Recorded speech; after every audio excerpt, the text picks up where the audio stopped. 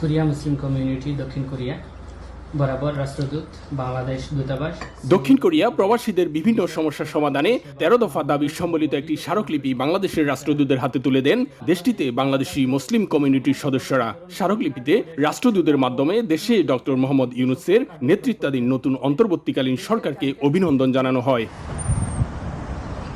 বাংলাদেশের রাষ্ট্রদূতের নেতৃত্বে দূতাবাসের বৈষম্যমূলক আচরণ পরিহার করে প্রবাসীদের কল্যাণে স্বচ্ছতা ও সহযোগিতার ভিত্তিতে সকল কার্যক্রম পরিচালিত হওয়া সহ বেশ কয়েকটি গুরুত্বপূর্ণ বিষয় স্মারকলিপিতে তুলে ধরা হয়। আমাদের প্রবাসীরা বেসিক ডেতে গিয়ে অফিসিয়াল কাজগুলো করতে হতো, তো এই জায়গাটাতে দেখা যায় আমাদের ভাইদের জন্য অনেক জটিল হয়, কোম্পানিতে ছুটি পায় না, যার কারণে আমরা আবেদন করছিলাম যে প্রতি মাসের অন্ততপক্ষে 2টা শনিবার এবং 1টা রবিবার যাতে প্রবাসীদের জন্য অফিস খোলা থাকে। বিভিন্ন কমিউনিটিগুলা যারা আছে তাদেরকে নিয়ে দ্বিমাসিক অথবা ত্রৈমাসিক বৈঠক করে যে প্রবাসীদের সমস্যা আছে সেই সমস্যাগুলো সমাধানের জন্য খোলা আলোচনা করা, এ ধরনের বিষয়গুলো নিয়ে আমরা কথা বলি। কোনো ধরনের বৈষম্য ছাড়াই দূতাবাস সব প্রবাসীদের জন্য সমানভাবে কাজ করবে, এমনটাই প্রত্যাশা রেমিটেন্স যোদ্ধাদের।